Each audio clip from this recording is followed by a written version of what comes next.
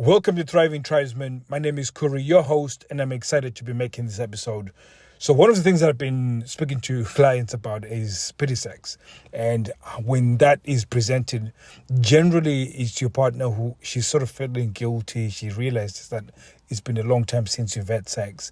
And probably sometimes she feels a little bit of pressure from you. So your mood swing, you're in a bad mood because you've been rejected so many times. And just the way you're interacting with the children, the way you're interacting with her, the way you're behaving around the house, it has become unbearable to the point where she feels, I need to give you sex in order for you to sort of recalibrate yourself. Or the other bit is she feels like she's a really bad wife, and that feeling of bad wife is now more painful than actually giving you sex. So she ends up giving you sex. So these are several reasons why she should now decide to have sex with you. But at the same time, if you look at it from pity sex point of view, it is actually a terrible situation to have sex in. And sometimes it's been so long since you've had sex, just because they're being presented with that sex, you've rehearsed it in your mind, you've wished for it, you've cursed about it.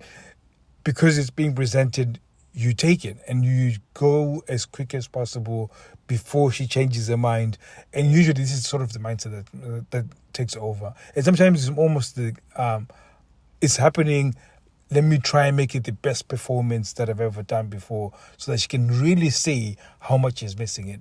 And to a certain extent, sometimes she actually goes and enjoys it. You probably know those spots where she really enjoys. And you might actually have a great performance where she has multiple orgasms and you both connect in an amazing way. And again, if it's coming from a place of pity sex, you might think that this is the turning point, and then for some reason after that happens, you see yourself 3 weeks down the line and nothing else has happened to follow up from that.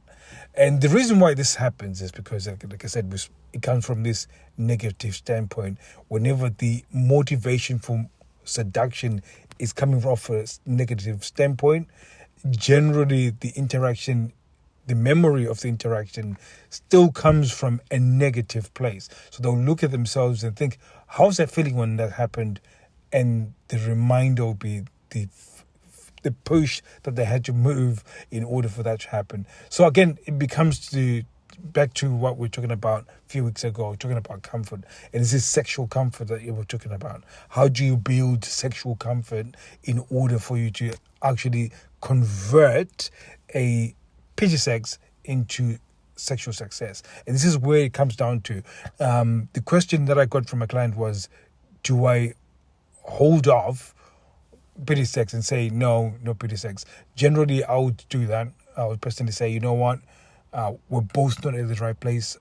Normally, I would even just state it and say our chemistry is not quite at the right place. Maybe let's backtrack a little bit and then sort of build from there. And then maybe still continue to go into it. Or I would slow things down and say, you know what, let's just cuddle and see where things go from here. And really just by doing that, it's just really breaking a pattern within what's already going. So usually there's got this negative process of, I'm going to have to do this. This is something that I'm meant to be doing as a wife. I need to reclaim that. I need to get some validation that I'm okay wife. You know, there's suddenly a lot of things going on in her mind. If you can just arrest those process and then slow things down, it gives you the opportunity to actually start building off of a positive mindset or positive vibe, for lack of a better term. So it's a very important skill, or at least distinctions to understand, especially if you're getting pity sex and then you are sort of affirming those negative processes of for her to get into a sexual mood.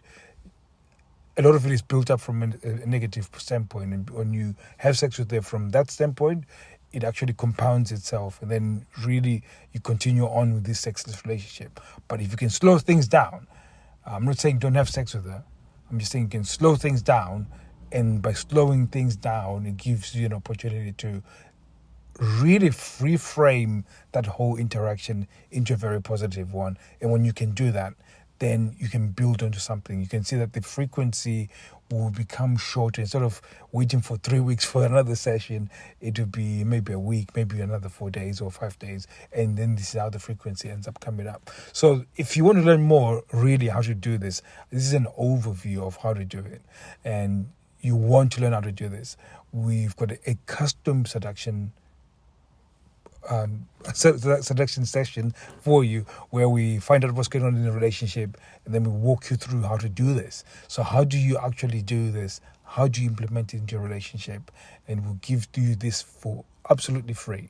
And you just come, we find out what's going on in the relationship, we figure out what's going on with her in terms of the drivers, the emotions that are driving her, and then we give you a custom seduction plan.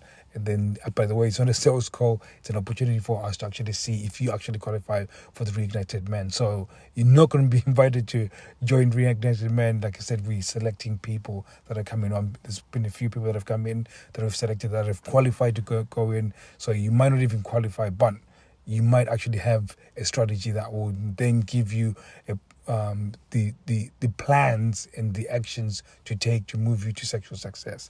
So thank you very much for listening. Hopefully that's been impactful for you, as it's been impactful for my clients as we walk them through this in depth. So but I do this an overview just because of the time. So thank you very much. I'll be speaking to you soon. Take care.